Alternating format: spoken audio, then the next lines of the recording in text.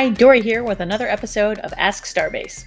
Today's question is, what can STEM do differently to emphasize climate change and make our younger generation more aware of how our ecosystems are being affected directly by it?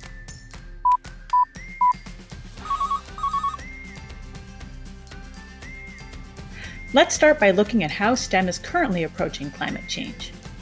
Scientific organizations focused on education, like NASA, the National Science Teachers Association, the American Association for the Advancement of Science, and many more, have put together a variety of resources from collections of data and independent activities to full curriculum maps that focus on climate change. The recently adopted Next Generation Science Standards include climate change as a core idea in middle school classes. Opportunities outside the classroom are offered through field trips, after-school programs, and various summer camps. Citizen science projects are an avenue to connect observations people make in their communities with those from other places and how they correlate to global changes. Groups like 4-H provide another perspective in a different setting to see how humans impact our environment.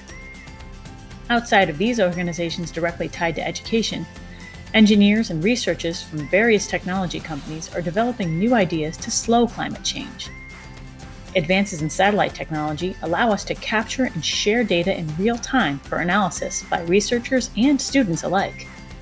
According to the MIT Technology Review, some of the most important innovations in the fight against climate change are battery technology, carbon sequestration, clean energy, electric cars, and geoengineering. Improvements in these areas have brought down costs, moving some technologies from the commercial to the residential. Electric cars and charging stations are spreading throughout our country. Over the past several years, I've started to notice an uptick in the number of homes and businesses in our state powered by solar panels. Some government agencies are also working with local companies to provide incentives to switch from less efficient to more energy efficient technology for heating and cooling buildings. Climate change information is available in a variety of media, from scientific journals like Nature, to news stories, to books and videos designed for kids that highlight global warming and its impacts. I still remember movies and TV shows like Captain Planet, Fern Gully, The Last Rainforest, and Happy Feet. They were made to simultaneously entertain and educate children by helping them to understand how humans impact the environment while promoting ways that we can change to help our planet. While all these efforts can certainly help spread awareness, there is still plenty of room for growth. One way to improve would be to start introducing the concept of climate change early. If our current systems are either waiting until middle grades or using isolated lessons that don't connect directly to a learner's experiences, they are less likely to create a lasting effect. Early, consistent exposure to climate change through STEM will magnify the impact on younger generations. If we are able to develop skills and interest in STEM from early childhood, young people will be better equipped to recognize and work against the root causes of climate change. I would argue that the most successful approaches to promote awareness are the ones that engage young people by connecting to their experiences. In fact, many young activists today have put together academic learning with experiences from their daily lives to recognize the impacts of climate change and work to address this problem.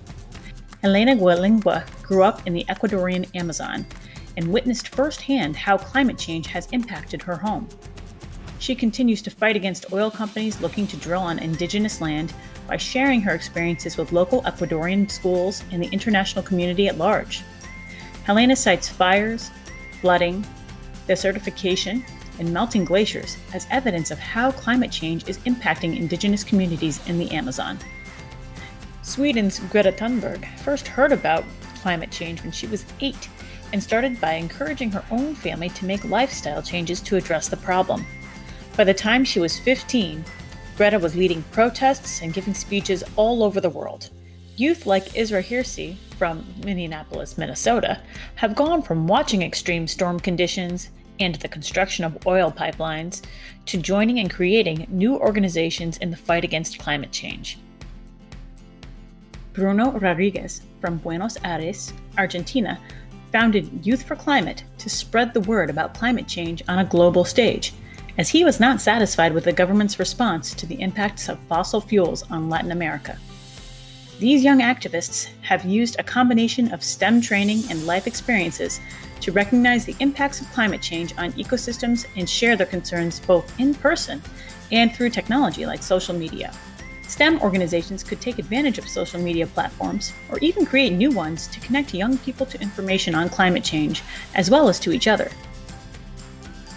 Forming new partnerships between conservation agencies, school districts, businesses, universities, and other organizations would allow people to work together to collect and analyze data on the local climate. They could look at its impact on local ecosystems through field studies.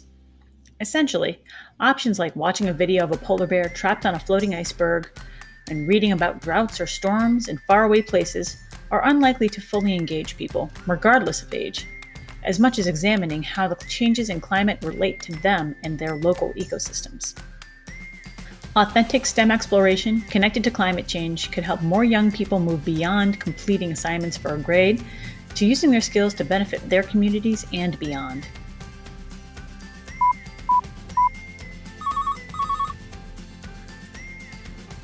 Thank you for joining me for this episode of Ask Starbase. If you have a STEM question, email us at ask@starbase-ct.com. Bye!